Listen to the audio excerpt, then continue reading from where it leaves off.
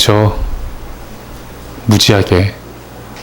8월인데 7월부터 엄청나게 더워서 막 밖에 좀만 나가면 땀을 뻘뻘 흘리고 힘들어하는 가운데서도 주일이어서 이 자리를 지키고자 이 자리에 나온 우리 귀한 믿음의 성도 여러분들을 주의 이름으로 축복합니다.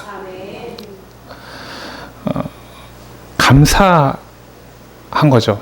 어떻게 보면 이 날에 그냥 집에서 쉬고 싶고 그냥 이 더운데 뭐하러 나가, 그냥 집에서 그냥 앉아서 그냥 에어컨 쐬면서 그냥 집에 있지 하는 마음이 아니라 정말 귀하게 이 자리에 찾아오셔서 예배를 드린 믿음의 풍성한 교회 성도 여러분들의 삶에 오늘 이 던져지는 말씀을 통해서 다시 한번 큰 은혜와 큰 기쁨이 넘치기를 주의 이름으로 축원드립니다.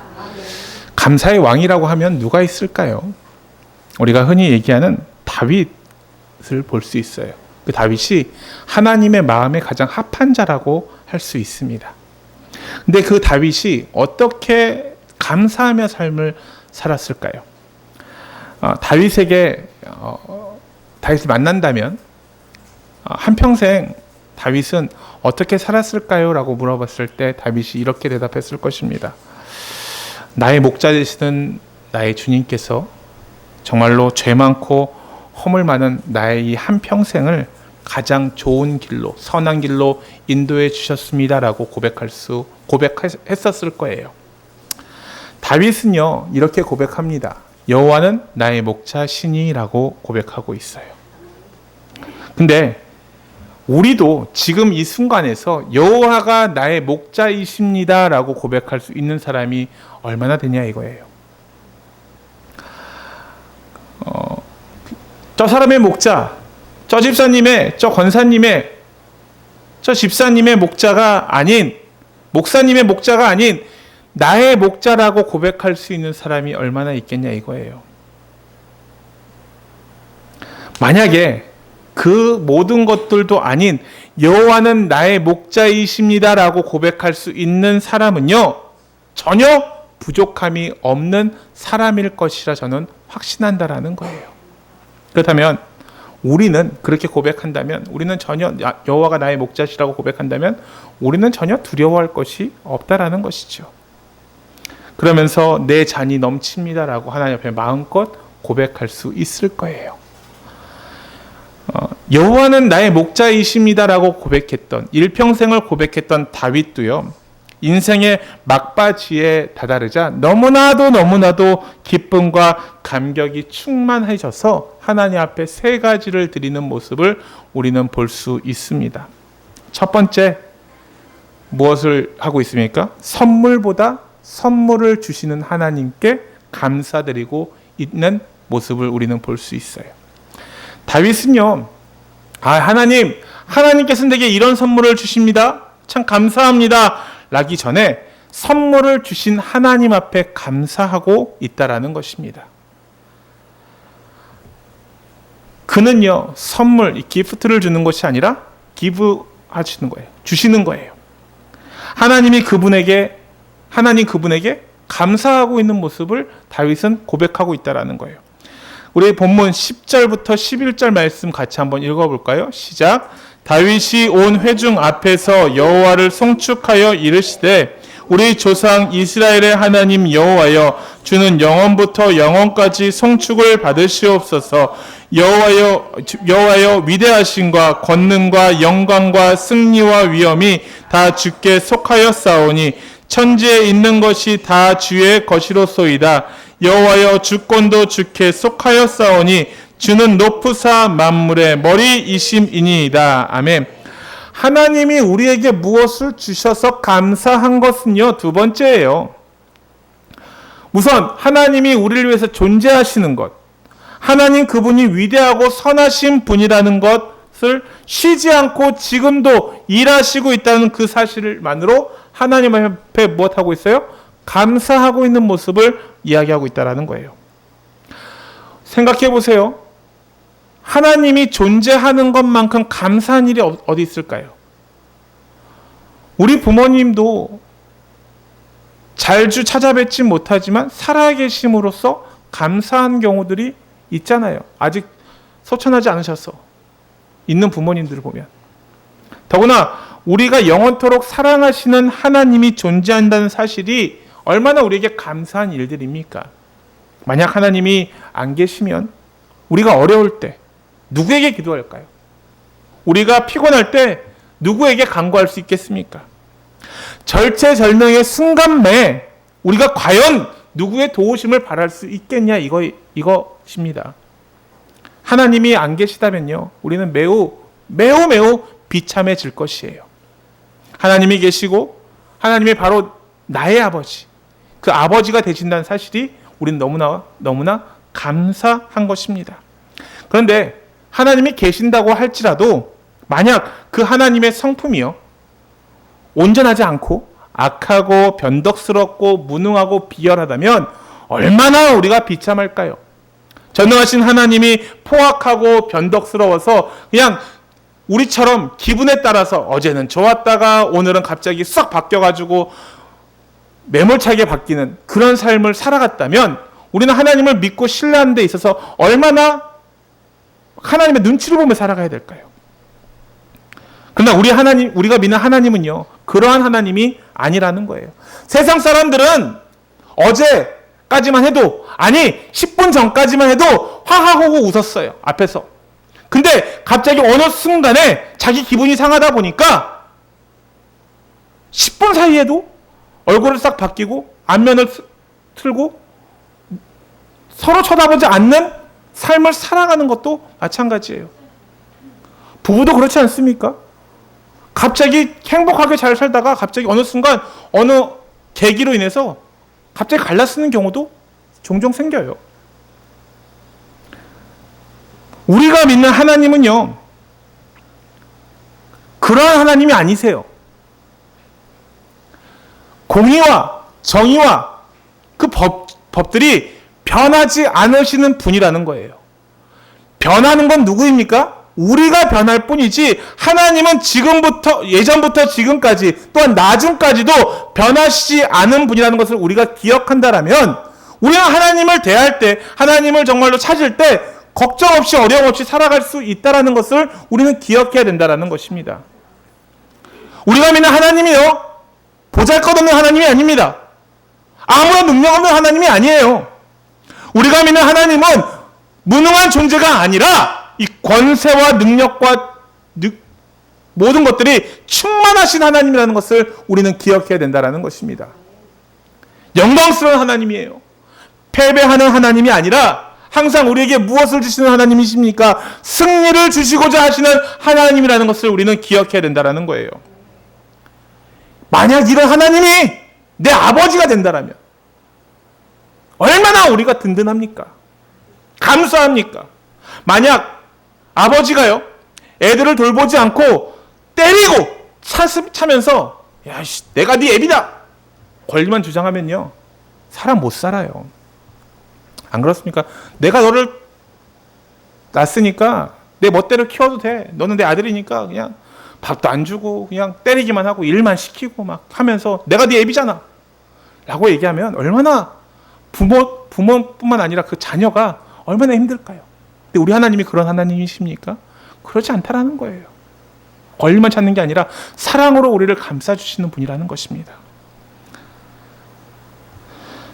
세상 만물을 창조하셨고요, 우리 하나님은요, 지금도 우리와 함께 계시는 하나님이 바로 저와 여러분들의 하나님이라는 것을 기억하시기를 주의 이름으로 축원드립니다.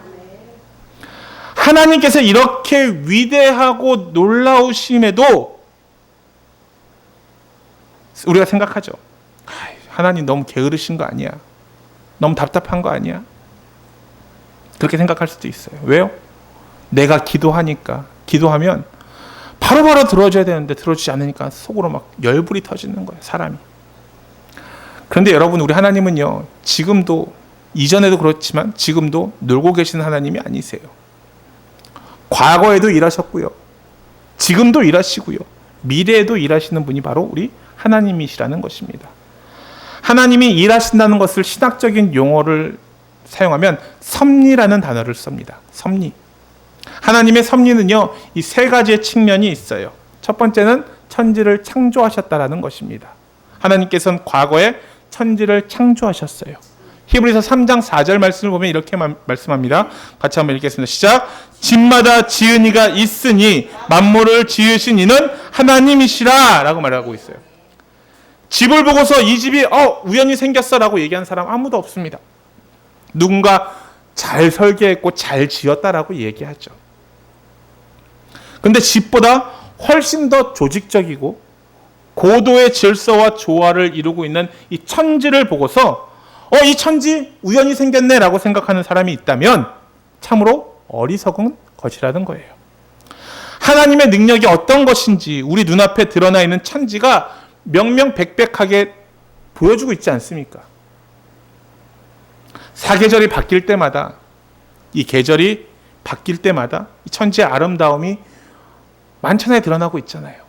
지금은 우리가 이 시대에 깝깝한 콘크리트 안에 살아가고 있다 보니까, 빌딩 숲에 아파트 근처에 살아가다 보니까 자연이 바뀌는 것을 잘 알지 못해요. 근데 조금만 나가면요, 하나님이 만드신 그 풍경들을 우리가 너무나 보면서 살아갈 수 있다는 것이에요. 하나님의 능력이 천지에 명백하게 드러나게 되는 것은 이 자연계시라고 이야기합니다. 또한 두 번째는요, 이것을 지으시고 보존하시는 일들을 하고 계세요. 그것이 바로 히브리서 1장 3절에 보면 그의 능력의 말씀으로 만물을 붙드시며 라고 말씀하고 있어요. 하나님께서 능력의 말씀으로 만물을 보존하고 계시다라는 뜻이라는 것입니다. 밀물과 썰물을 보면요, 정해진 지경까지 유지하면서 들었다가 나가게 돼요. 어제 저희 집에 인천에 제가 잠깐 갔다 왔어요. 어머니 생신이어서 잠깐 갔다 왔는데, 가면서 이제 점심을 먹고 바닷가를 갔는데 참 신기한 게요, 물이 빠져서 사람들이 거기에서 조개를 캐고 있는데 얼마 지나지 않아 물이 들어와 찬 모습을 보게 돼요. 밀물과 썰물이 얼마나 기가 막히냐면요, 그 시간대와 그 때가 너무 정확한 거예요. 만약에 바닷물이 100m 정도 더 육지로 거슬러 올라간다면 어떻게 될까요? 인천 앞바다에 있는 물들이 넘쳐서 서울까지도 올 수 있는 지경에 이를 수 있어요. 근데 하나님께서는 어떻게 얘기합니까? 바다야, 거기까지 정지! 라고 하면 바다는 그냥 정지하는 거예요. 별들이 궤도를 그리고 있지 않습니까? 그 별들 중에 하나가 부딪히면 잘못해서 지구가 박살날 수도 있는데, 하나님은 그 궤도를 만드시고 그 별들은 그 위치로만 돌게끔 만들어주세요. 그래서 계속 지금까지 똑같은 궤도로 돌고 있으면서 부딪히지도 않고 계속 유지되고 있는 것입니다. 저는요, 과학을 알면 알수록 어떻게 보면 과학이 옛날에 있는 신학을 정말로 무시하면서 과학적인 발명으로 인해서 신학이 그 힘을 잃어간다라고 얘기하고 있지만, 저는 그 반대로 생각해요. 과학이 발전되면 발전될수록 그 과학을 풀 수 있는 비밀은 오직 이 천지 창조, 하나님이 만드신 것 밖에 설명할 수 있는 것이 없다라는 거예요. 제가 항상 말씀드리잖아요. 과학자들이 얘기하는 것 중에 가설 중에 하나는 우연적 발생이에요. 우연적 발생을 계속해서 이야기해서 그것을 통해서 계속해서 발전해 나가는 것이 과학적인 시각이거든요.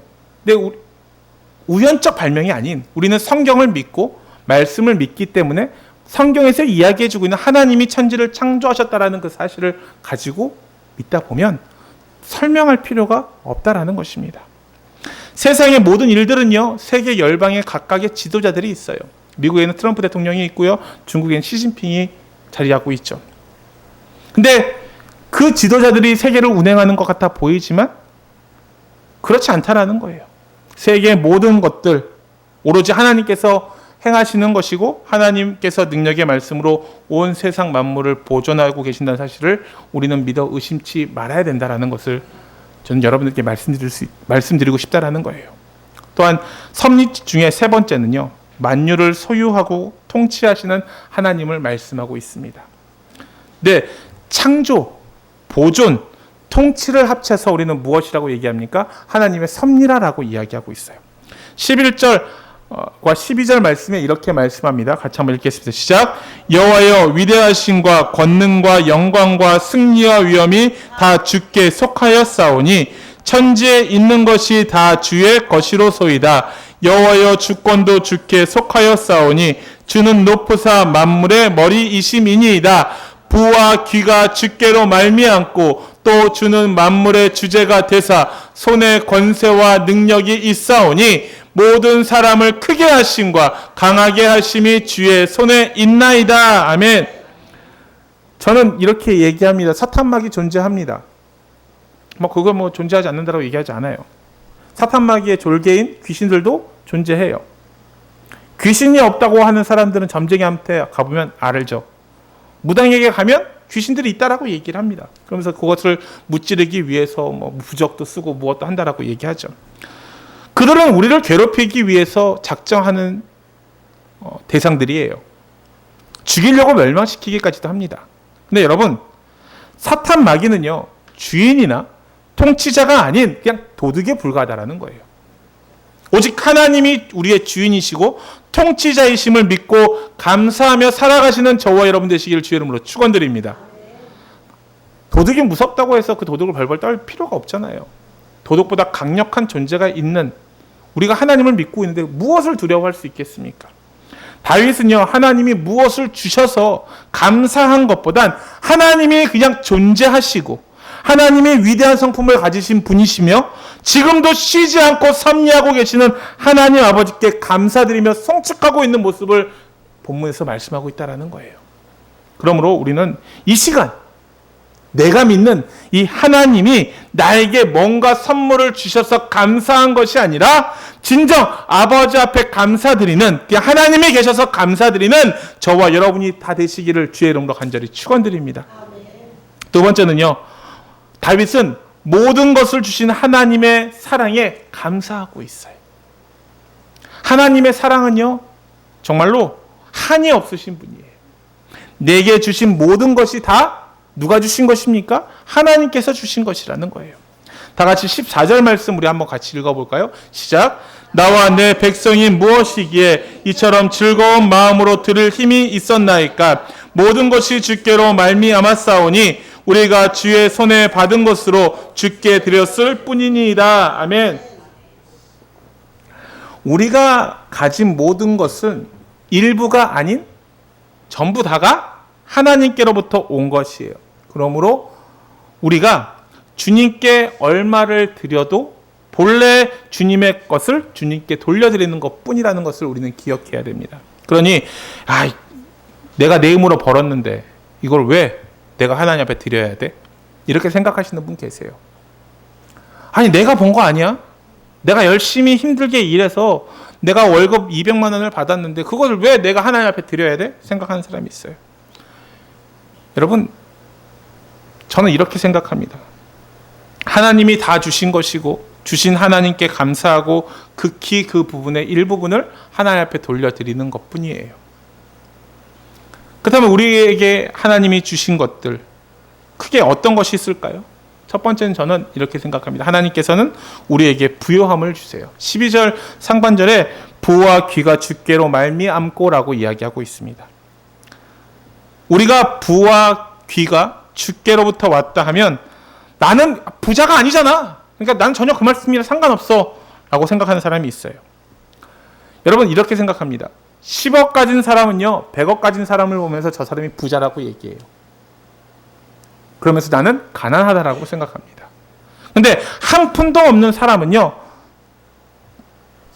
100만 원만 있는 사람을 보고 부러워해요. 부자라고 생각합니다.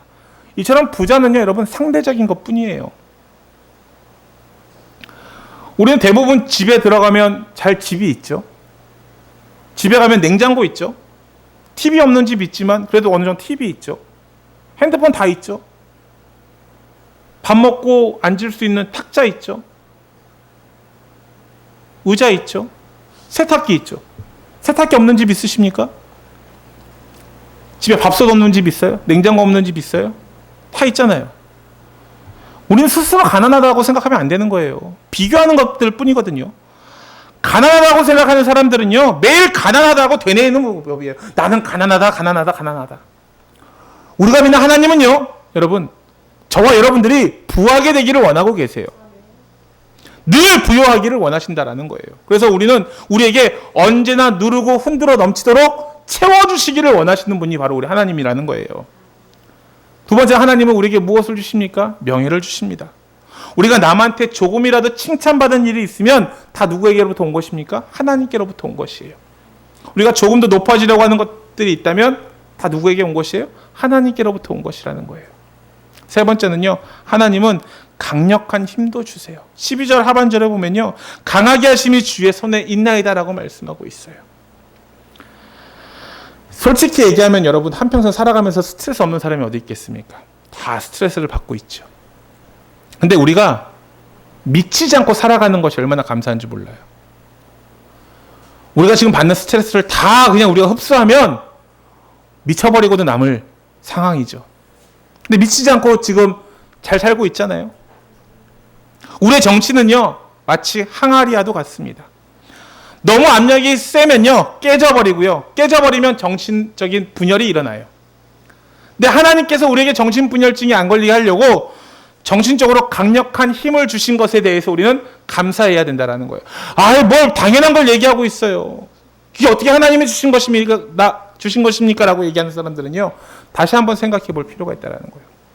여러분을 지으신 분이 누군지. 거기서부터 시작되지 않으면 지금 제가 말씀하고 있는 이 모든 것들이 아무런 의미가 없다라는 거예요. 여러분, 우리가 음식을 먹으면 어떻게 됩니까? 위장이 소화를 시키잖아요. 그리고 소화시켜서 내 발로 화장실에 가는 것이 감사하다고 생각해 본 적 없으시죠? 있죠? 그 감사한 거예요. 병원에 가면요, 자기 스스로 화장실을 가지 못해서 애쓰는 사람이 얼마나 많은지 모릅니다. 우리가 지금 걸어 다니는 것, 우리 어르신들 계시지만 걸어 다니는 거 보면 얼마나 감사합니까? 내가 걸어 다닐 수 있어서, 활동할 수 있어서 감사한 것 아닙니까? 말을 하고 웃는 것, 근육이 제 역할을 하는 것이 감사하다라고 생각해 본 적 있어요? 우리가 믿는 하나님은요, 저와 여러분들이 정상적으로 움직일 수 있는 힘과 육체적인 능력을 주셨다는 것을 기억해야 된다는 거예요. 그러니까 이게 어찌 감사하지 않을 수 있겠습니까? 이건 당연한 것이 아니거든요. 근데 사람들은 마치 이것이 당연한 것처럼 느껴지니까 감사가 나타나지 않는 거예요. 다윗 왕은요, 부와 명예와 힘, 이 모든 것이 다 예외 없이 다 하나님께로부터 왔음을 고백하면서 감사를 드리고 있습니다. 그러므로 여러분, 우리는요, 부와 명예, 힘, 이 모든 것이 다 하나님께로부터 온 것임을 고백하면서 하나님 주님의 사랑에 감사하며 살아가시는 저와 여러분의 삶 되시기를 주의 이름으로 축원드립니다. 세 번째는요, 자격 없는 자에게 주시는 하나님의 은혜에 대해서 다윗은 감사하고 있어요. 다윗은요, 자기는 그것을 받을 자격이 없는데도 하나님이 은혜로 주셨음을 감사하고 있는 모습을 볼 수 있습니다. 은혜란 무엇입니까? 자격 없고 공로 없는 자에게 주시는 하나님의 선물이에요. 내가 받을 자격도 없어요. 공로도 없어요. 근데 그냥 주시는 것이 무엇입니까? 은혜라는 거예요. 14절 상반절에 뭐라고 얘기합니까? 나와 내 백성이 무엇이기에 이처럼 즐거운 마음으로 들을 힘이 있었나이까? 라고 말하고 있어요. 다윗 왕은 무엇이라고 얘기해요? 자신이 죄인이고요, 하나님으로부터 대접받을 가치가 없는 자라고 생각하고 있어요. 축복받을 권리가 없음에도 불구하고 하나님께서 그에게 은혜 베풀어 주신 것은 전적으로 다 하나님의 은혜라고 고백하고 있는 것이에요. 자격 없는 자임에도 불구하고 베풀어 주신 은혜를 누구에게 감사하고 있습니까? 하나님 앞에 감사하고 있는 다윗의 모습을 본다라는 거죠. 15절 말씀에 이렇게 말씀하고 있습니다. 같이 한번 읽겠습니다. 시작. 우리는 우리 조상들과 같이 주님 앞에서 이방 나그네와 거류민들이라 세상에 있는 날이 그림자 같아서 희망이 없나이다 라고 말하고 있어요. 여러분, 우리는 나그네 같은 인생을 삽니다. 잠깐 그냥 여관방이나 잠시 호텔이나 하루 이틀 머물러가는 나그네에 불과하다라는 거예요. 저는 이 인생을 나그네의 삶을 비유하는 것을 참 좋아해요. 왜요? 어차피 잠시 왔다가 잠시 떠나는 것 뿐이거든요. 장례시장을 가보면요, 여러분, 죽은 사람들의 옷엔 주머니가 없어요. 아무것도 없습니다. 아무것도 안 갖고 가거든요. 근데 우리는 왜 무엇을 그렇게 바라고 원하고 힘쓰며 살아가는지 모르겠다라는 거예요. 왜 쥐으려고 하고 왜 손에 가지려고 하면서 애쓰며 살아왔는지 모른다라는 거예요. 그냥 지나가는 나그네 삶이거든요. 우리가 돌아갈 집이 있다라는 것이 얼마나, 여행을 가면 돌아갈 집이 있다는 것이 얼마나 감사한 일인지 모릅니다. 그렇죠? 저도 어제 갔다가 그곳에서 지냈지만 거긴 제가 살 집이 아니라는 것을 깨달아요. 제가 살 곳은 어디예요? 제가 살고 있는 내 본향집, 집으로 다시 돌아온다는 그 마음에 기쁠 수 있거든요. 우리도 그렇습니다. 이 땅을 살아가는 것이 저는 여행과 같다라고 생각을 해요. 그리고 우리는 힘든 곳에서 잠시 고생도 하고 기쁨도 찾고 즐거움도 찾고 행복도 찾지만 여기의 행복은 완전한 행복, 긴 행복, 끝이 아니라는 것을 우리는 깨달을 때 우리의 정말로 돌아갈 곳이 어딘지를 생각해 볼 필요가 있다는 거예요. 하나님께서 이 세상에 안 계시고요. 하나님께서 은혜를 베풀어 주지 않으시고 하나님께서 우리가 돌아갈 천국을 마련해 주지 않으신다면 우리는 전혀 소망이 없고요. 미안한 얘기지만 우리 인생은 아무런 의미가 없어요. 우리가 왜 정직하게 살아가야 됩니까? 남을 속이지 말고 정직하게 살아가야 될까요? 하나님께서 정직하게 살라고 명령하셨기 때문이에요. 주일날, 이 더운 날, 아까 말씀드렸다시피 집에 안 계시고 왜 이곳에 나와서 예배드리십니까? 하나님께서 성령 안에서 진실된 마음으로 예배하는 자를 찾으시기 때문에 여러분들이 이곳에 오셨다라고 저는 생각한다라고 하는 거예요. 우리가 왜 죄를 짓지 말고 거룩하게 살아가야 될까요? 죄를 지으면요, 하나님이 싫어하시기 때문이라는 거예요. 나는 죄가 없어.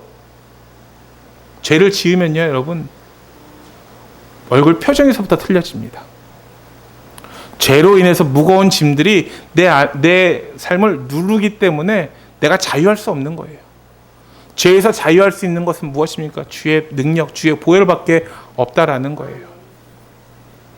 혹여나 여러분이 죄의 문제로 인해서 답답하게 살아가고 있다면요, 저는 다 필요 없고 하나님 앞에 정말 온전하게 매달리면서 죄의 그 짐들을 풀어달라고 애쓰며 부르짖는 저와 여러분의 삶 되시기를 주의 이름으로 축원드립니다. 저와 여러분의 인생은요, 하나님과 관련돼야지만 그 인생의 의미를 찾을 수 있는 것이지, 하나님을 떠나서는요, 그 인생의 의미를 찾을 수 없다라고 생각합니다.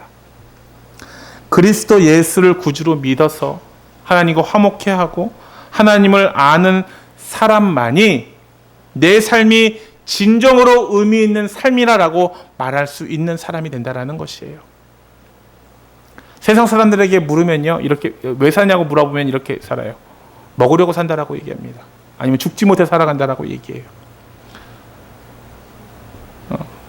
먹으려고 살아간다라고 물어보면서 왜 먹냐라고 물어보면 죽지 않으려고 먹는다라고 얘기해요. 재차 왜 계속해서 죽지 않으려고 하냐라고 하면 그 이유를 찾지 못하는 거예요. 모르겠다는 거예요. 왜 사는지, 삶의 의미도 없는 채 우리는 그냥 그렇게 살아가고 있어요. 안 그렇습니까, 여러분? 여러분들 어떻습니까? 여러분들은 삶의 의미를 찾으셨습니까? 만약에 삶의 의미를 찾지 못하고 그냥 저냥으로 살아가고 있다면요, 전 여러분들에게 삶의 의미를 다시 한번 확실하게 깨달으며 살아가기를 강력히 원한다라는 거예요. 우리의 삶의 의미가 무엇입니까? 하나님과 함께하는 삶의 의미를 찾으시기를 바란다라는 거예요. 그러므로 18절부터 19절 말씀을 보면요, 다윗은 하나님께 마음속에서 행하시며 그 기쁘신 뜻을 이루도록 소원을 주신 것에 감사하고 있어요. 만약 여러분들이 그 인생의 해답을 찾지 못한다면, 인생의 의미를 찾지 못한다면 다윗처럼 구하시기를 바라요. 그러면서 하나님, 다윗이 걸었던 그 길을 내가 걸으며 하나님이 내게 인생의 소망을 주신 것에 감사할 줄 아는 저와 여러분의 삶 되시기를 주의 이름으로 축원드립니다. 우리 마음속에 악한 마음을 품지 않고 선한 마음을 품고 살아갈 수 있도록 하시는 분은요, 오직 우리 하나님밖에 없어요. 세상 사람들은요, 어떻게든지 속이려고 해요. 어떻게든지 나보다 다른 사람들의 것을 뺏어서 내가 유복하게 되려고 힘쓴다라는 거예요. 근데 우리 하나님은요, 세상에 살아가는 법과 반대로 얘기합니다. 너희 것을 주라라고 얘기해요. 너희가 소유하지 말고 착한 행실로 살아가라라고 얘기합니다. 세상에서 그렇게 살아가면 잘못되게 살아간다라고 얘기하지만 하나님은 계속해서 그런 사랑으로 살아가라고 말씀하고 있어요. 왜 그럴까요? 그렇게 살아가는 것이 바른 삶이기 때문이라는 것이에요. 세상에 너무 찌들어 살다 보니까 무엇이 진리고 무엇이 거짓인지 분별하지 못하고 살아갈 때가 너무나 많이 있어요. 이 길이 진짠가? 아니, 이 길이 진짠가? 어떻게 살아가야 될지 모르는 상황들이 존재한다라는 거예요. 여러분, 내 길을 인도하시는 분은요, 내 삶을 인도하시는 분은 우리 하나님밖에 없습니다. 그러니까 이것이 맞고 저것이 맞고 이것이 헷갈릴 때는요, 여러분 기도하시길 바래요.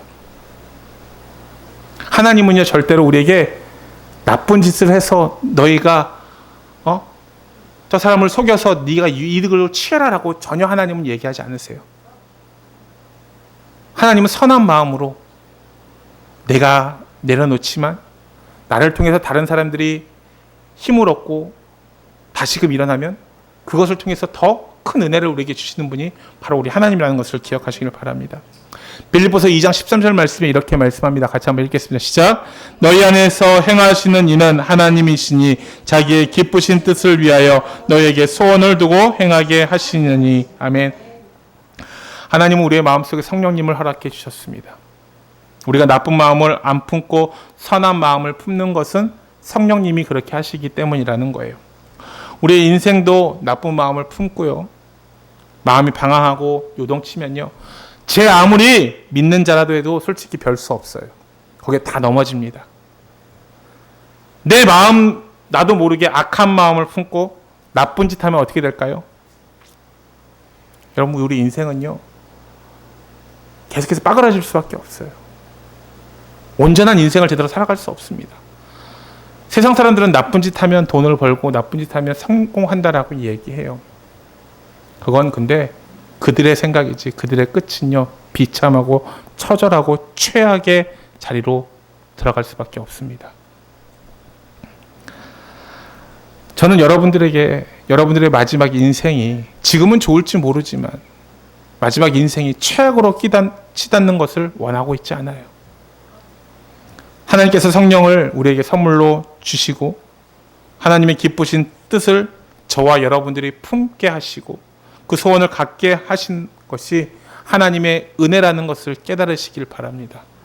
지금도 혹시나 마음속에 그런 악한 마음들이 있다면 여러분, 그 마음들은 하나님이 주시는 마음이 아니기에 우리는 그것을 과감하게 버리며 성령님을 내 마음속에 초청하는 삶을 살아가시기를 부탁을 드려요.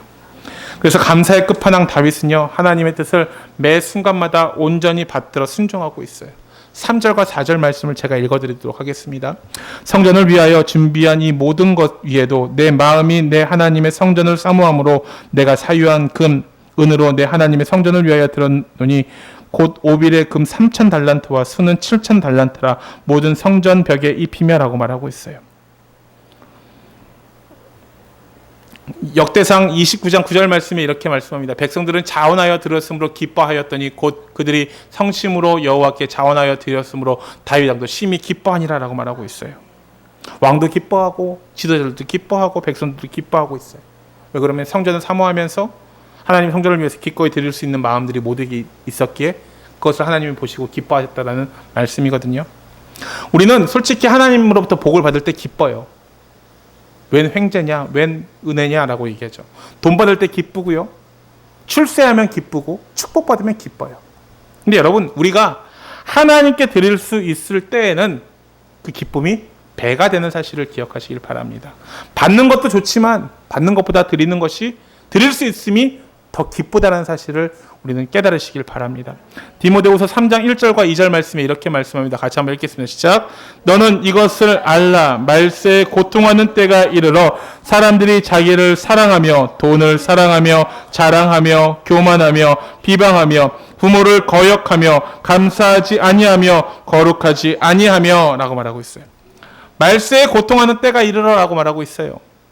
그때 사람들이 어떻게 합니까? 감사하지 않는다라고 말하고 있습니다. 말세의 특징은 무엇인지 아십니까? 감사하지 않는 거예요. 당연하다는 거. 아니면 부족하다라고 징징대는 거.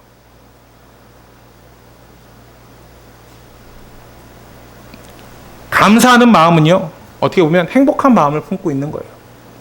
마음이 행복하니까 감사할 수 있는 거거든요. 늘 항상 원망하고 불평하고 남을 욕하고 흉보며 미워하면서 감사도 하나도 없다면, 미안한 얘기지만 그 사람 참으로 불행한 사람이라 생각이 듭니다. 입을 열면 다 뭐예요? 불만뿐이잖아요. 감사하는 게 아무것도 없어요.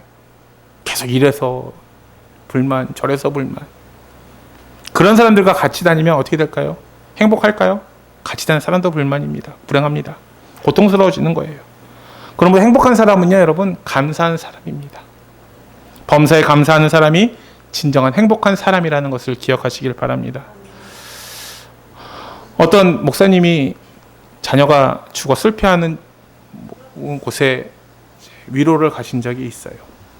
근데 그 부모가 자녀가 일찍 죽다 보니까 계속 비통하면서 계속 울고 있는 거죠. 무슨 말을 해도 위로가 안 돼요. 계속해서 울고 있는 거예요. 근데 목사님이 그 우는 부모를 향해서 이렇게 이야기합니다. 집사님 자식이 갑자기 죽은 것 저도 너무나 슬픕니다. 근데 혹시 예수님을 위해서 그렇게 울어본 적이 있으십니까? 라고 물어봤대요. 그래도 집사님은 여러 자식 중에 한 사람이 죽어서 그렇게 슬피 울고 있지만, 하나님은 하나밖에 없는 독생자 예수 그리스도를 십자가에 못 박아 죽기까지 집사님을 사랑하셨는데, 그 주님께 진정으로 감사와 기쁨의 눈물을 흘려보신 적이 있으십니까? 라고 물어봤다고 합니다. 세상에 없는 것, 잃어버린 것만 생각하면요, 우리는 감사할 수 없어요. 그러나 우리에게 지금 있는 것, 아직도 남아있는 것, 우리가 하나님으로부터 받은 것, 이런 것들을 생각하면요, 도무지 감사하지 않을 수 없다라는 것입니다. 그래서 우리 마음속에 늘 항상 범사에 감사하는 마음이 충만하게 넘쳐나게 된다라는 거예요. 참 좋으신 하나님은요, 나의 아버지세요.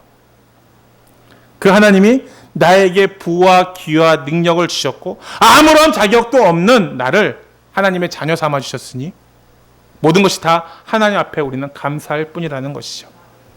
시편 23편 1절부터 5절까지 말씀에 이렇게 말씀하고 있습니다. 같이 한번 읽겠습니다. 시작. 여호와는 나의 목자시니 내게 부족함이 없으리로다. 그가 나를 푸른 풀밭에 누우시며 쉴만한 물가로 인도하시는도다. 내 영혼을 소생시키시고 자기의 이름을 위하여 의의 길로 인도하시는도다. 내가 사망의 음침한 골짜기를 다닐지라도 해를 두려워하지 않을 것은 주께서 나와 함께 하심이라. 주의 지팡이와 막대기가 나를 안위하시나이다. 주께서 내 원수의 목전에서 내게 상을 차려주시고 내 기름을 내게 머리에 부으셨으니 내 잔이 넘치나이다. 아멘. 전 이 말씀이 참 좋아요. 이런 감사의 고백이 저와 여러분의 입술을 통해 하나님 앞에 나아가는 축복된 사람들이 다 되기를 주의 이름으로 축원드립니다. 감사의 끝판왕 다윗처럼요, 무슨 일을 만나든지 이 또한 하나님의 섭리이고, 하나님은 절대로 나를 실망시키는 분이 아닌 나를 세우시고 복 주시고 은혜 주시기 원하시는 분이라는 것을 깨달으며 그렇게 하지 아니하실지라도 감사할 줄 아는, 그러므로 그것을 통해서 우리의 삶이, 우리의 인생이 점점점 하나님의 은혜로 변화되어 가는 그런 축복된 삶을 살아가는 저와 여러분의 삶 되시기를 주의 이름으로 축원드립니다. 그 시작은요, 감사에서부터 시작이 됩니다.